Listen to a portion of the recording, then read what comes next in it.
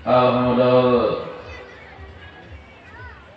समस्तीपुर जिला संत मत सत्संग के वार्षिक अधिवेशन के अंतिम दिन के अंतिम पाली के सत्संग में उपस्थित हैं। अंतिम लाभ लेने के लिए थोड़ी देर हम लोगों को सावधान रहना है,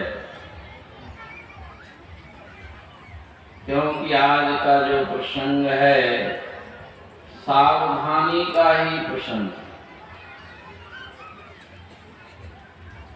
सबरी माई सुनसान जंगल में एकांत में कुटिया में हजारों वर्षों से परम प्रभु परमात्मा स्वरूप राम जी का इंतजार कर रही, और उस कुटिया में जब प्रभु पधारते हैं तो राम जी क्या कहा? नवे धाम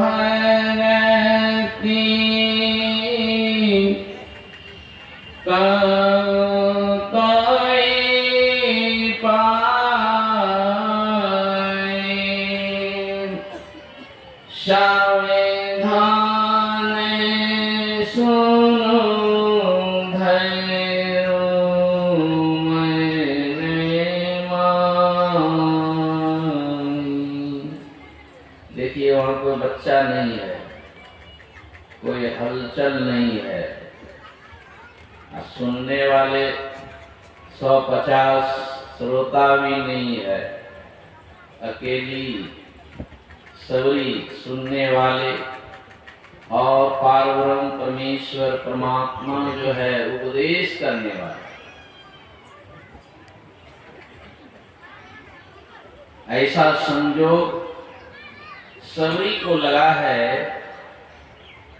और सबरी के माध्यम से हम दुनिया के लोगों को भगवान श्री राम उपदेश कर रहे हैं, क्योंकि सबरी के बारे में तो सब कोई जानते हैं कि सावधान तो इसी जन्म से नहीं थी, पिछले कई जन्मों से सावधान।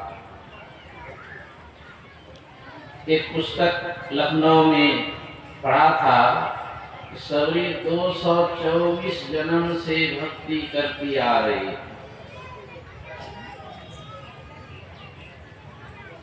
तब ने हजारों वर्ष तक इंतजार करती रह गई। तो यहाँ तो 2 ही दिन में नहीं, क्या नाम बताया? देख रहे हैं 2 दिन भी जो है स्थिर होकर के नहीं सत्संग में रह सकते। हजारों हेलो हाँ तो आज ही तक भक्ति करने वाले को सावधान होने में कई जन्म लग जाते हैं। पता नहीं था ना, तब तक कितने बार भक्ति के रहस्य को, भक्ति के सूक्ष्म मार्ग को वो देखते हैं, हमको पता नहीं और समझते हैं। नहीं तो मोटी मोटी भक्ति तो दुनिया में लोग कर ही रहे हैं, लेकिन ये सब भक्ति का मार्ग नहीं है।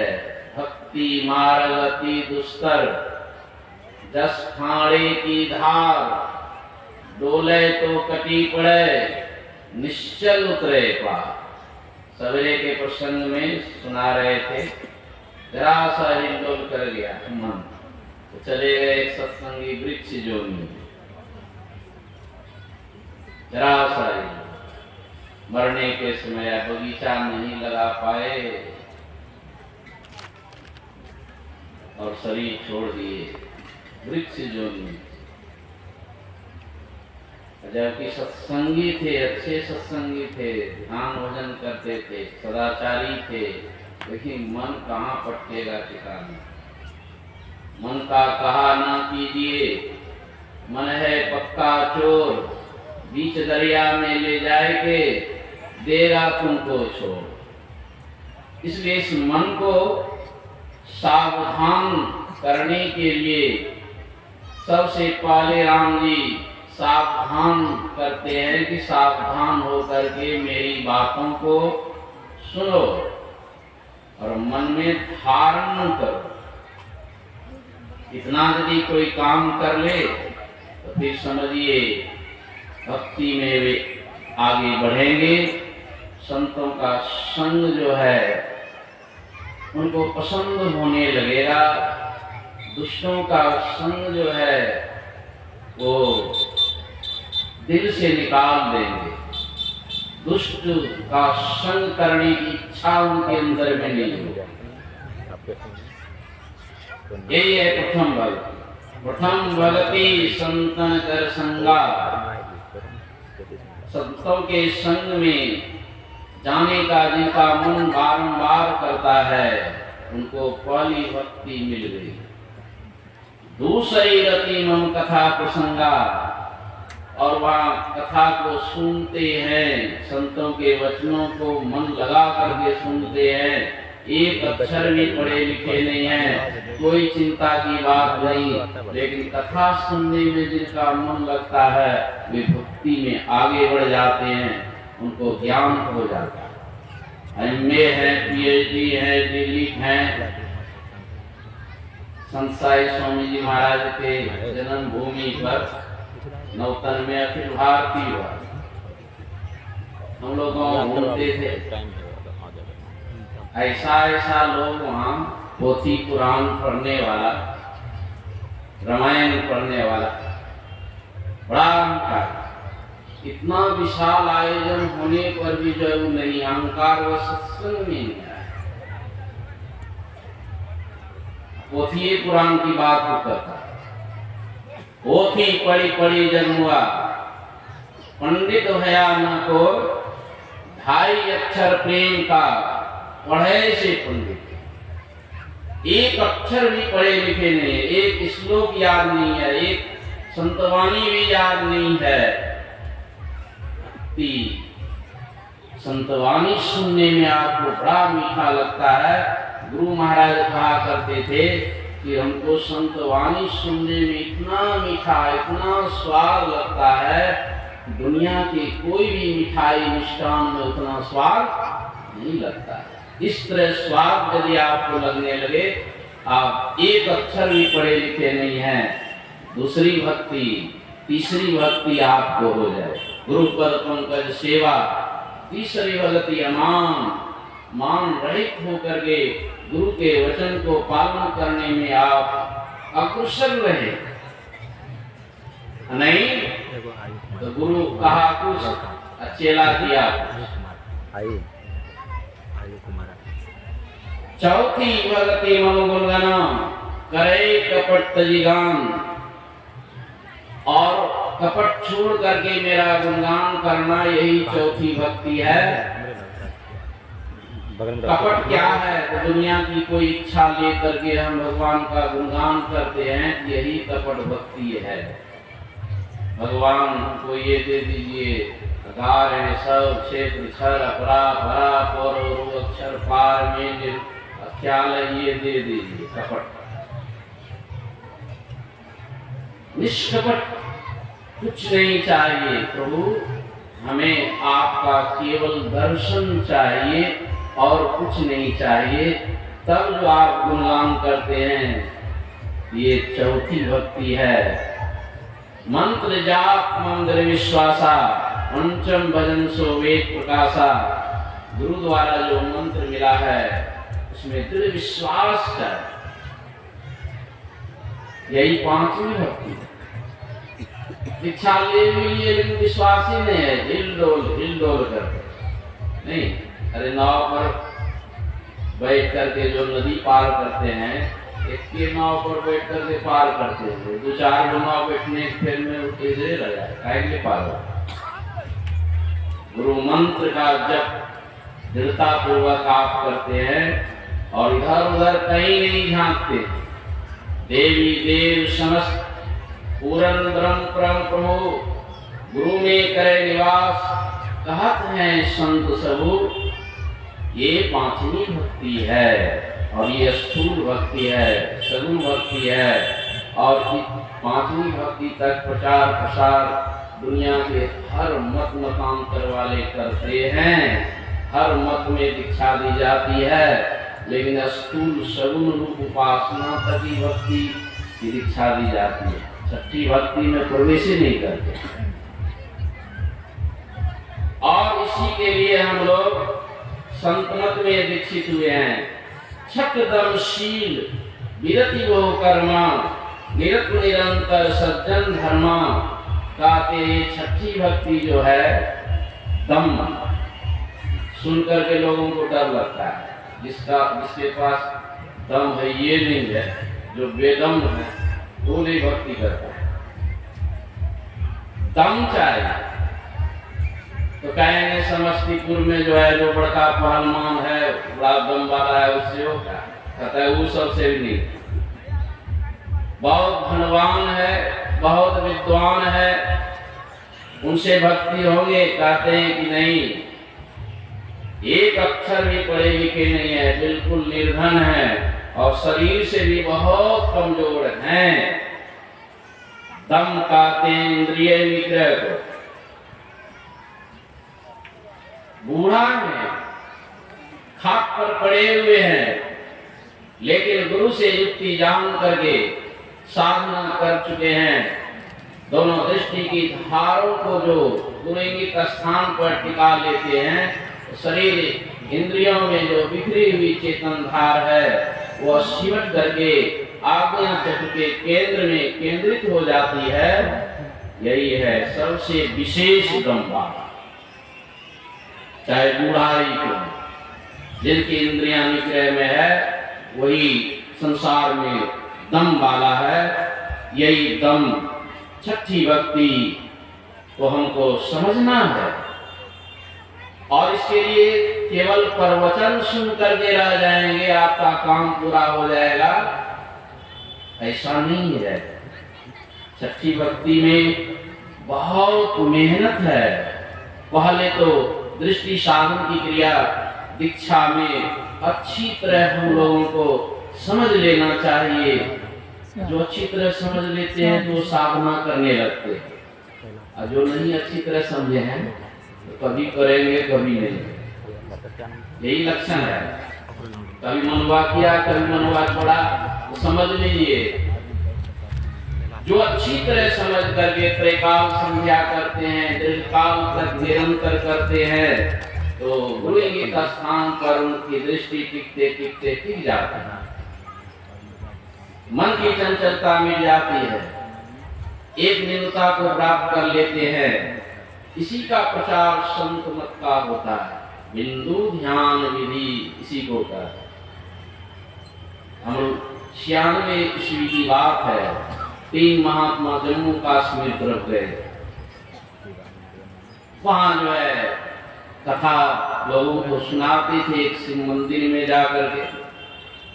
तो मेरे मन में हुआ कि भाई 2000 किलोमीटर से हम लोग आए हैं यहाँ पर, क्या सुना रहे हैं महात्मा जी?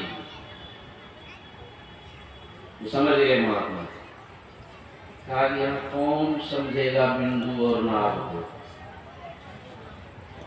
आप तो समझाने के लिए आए बिहार से बिंदु नाभ को।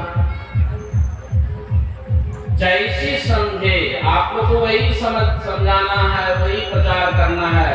और आप जो कथा कहते हैं, इस जम्मू कश्मीर में एक से एक बढ़ चढ़ करके कथाकार बैठा हो, आपको पता नहीं। इसलिए सीधा अपना ज्ञान दीजिए, संत मत का ज्ञान दीजिए। और एक बार पूज्य भानु बाबा के साथ में गया था जम्मू,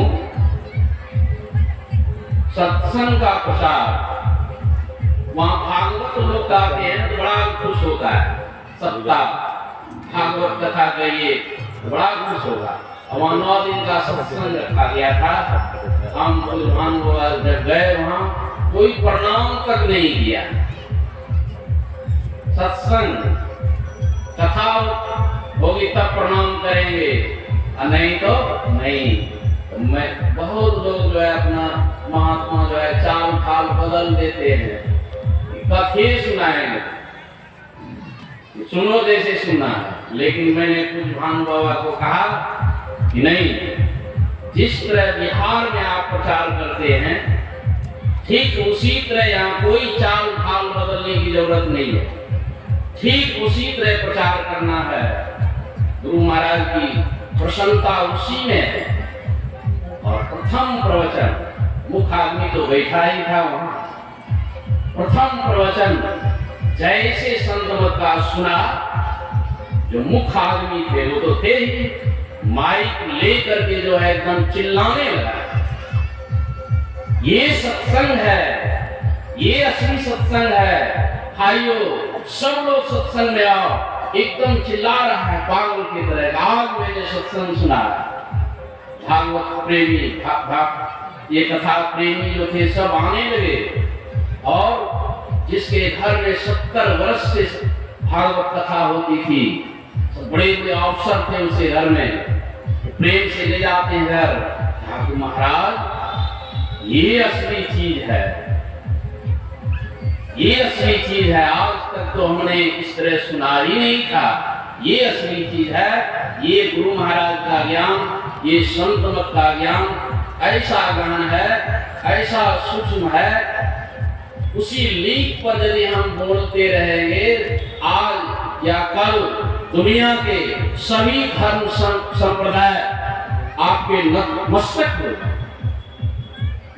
इसलिए गुरु महाराज लिखते हैं, संत मता विनुगति नहीं, सुनो सकल दे कान, जाओ चाहो उद्धार को, बनो संत संतान। ये बिंदु ध्यान छठी भक्ति को समझने के लिए संत मत है, और दूसरे मत संप्रदाय में तो इसकी चर्चा तक नहीं होती है। जिससे हमारा उद्धार होगा, जिससे हमारा कल्याण होगा, उसकी चर्चा भी नहीं। तो गुरु महाराज कहते हैं कि भाई सत्संग तो हुआ, लेकिन संत मत का सत्संग नहीं हुआ। सत्संग में और संत मत के सत्संग में धरती और आकाश का अंतर है। जैसे हो इस सूक्ष्म भक्ति को हमें समझना है। एक बार में नहीं समझेंगे तो जाओ नहीं समझाओ, सदगुरु पद कहो, बार बार गुरुदेव के चरणों में जाकर के समझने का प्रयास कीजिए, और निरंतर त्रैकाल संध्या कीजिए। चिंता होगा, गुरु इंगित स्थान पर दृष्टि टिकते टिकते टिक जाएगी। दृष्टि योग अभ्यास अति करते करत, कपनी साजे छुटे, प्रौढ़ होए सुरत, तिल दरवाजा टूटे, नजर के जोर से अरे हमारे में ही टकटकी लगे खूब जोर वर जोर से।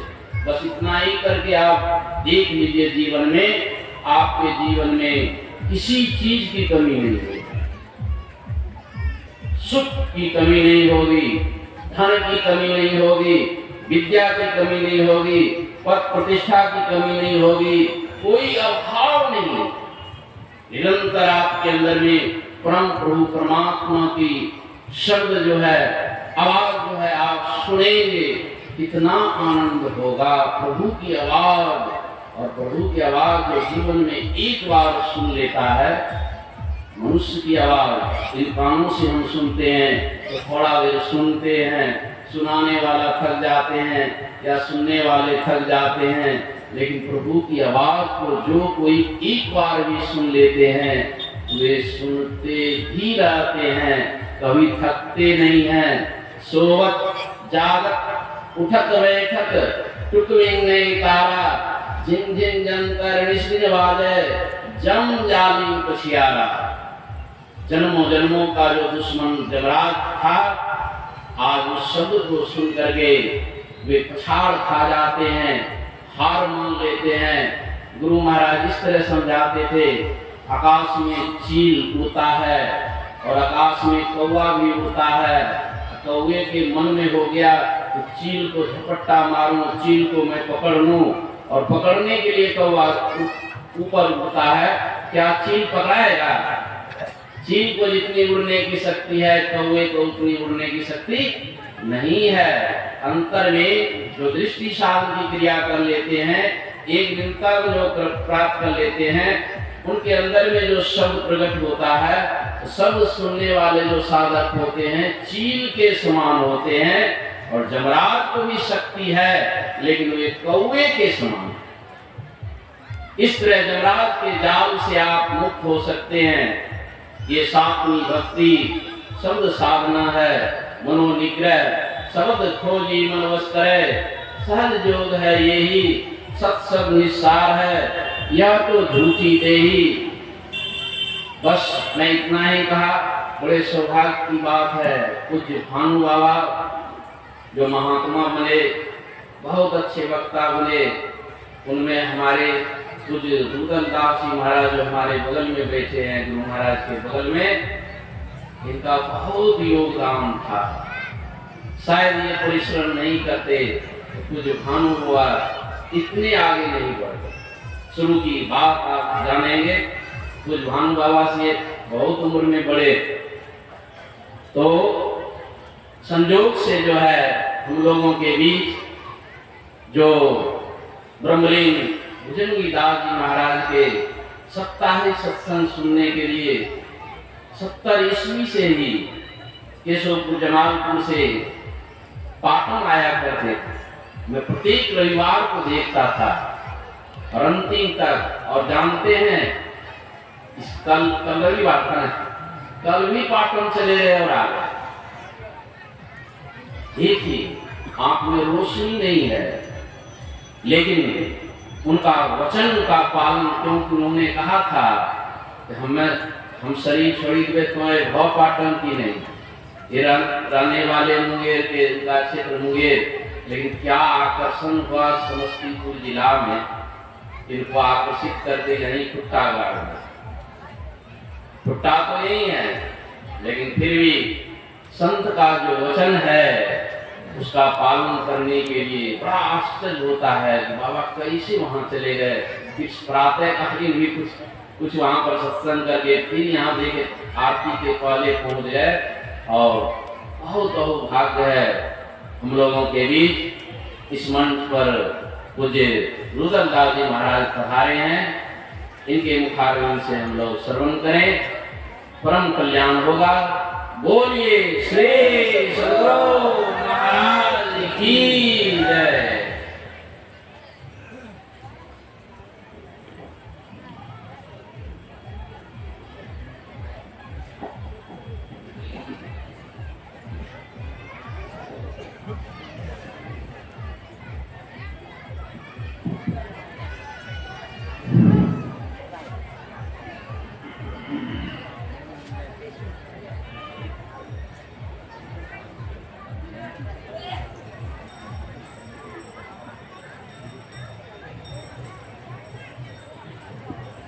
हम लोग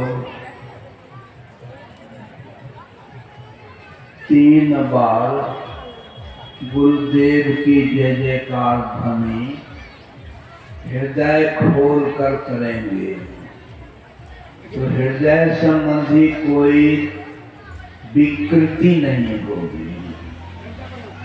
श्री सद्गुरु महाराज की, श्री सद्गुरु महाराज की, श्री सद्गुरु महाराज की।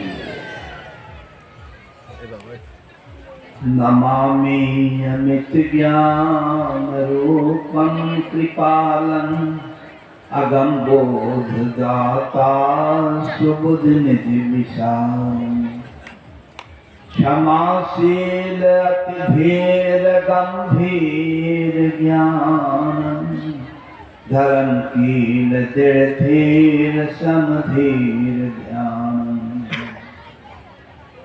जगत त्राणकारी अघारे उदारं भगत प्राण रूपं दयागुण अपारं। नमो सद्गुरुं ज्ञान दाता सुस्वामी।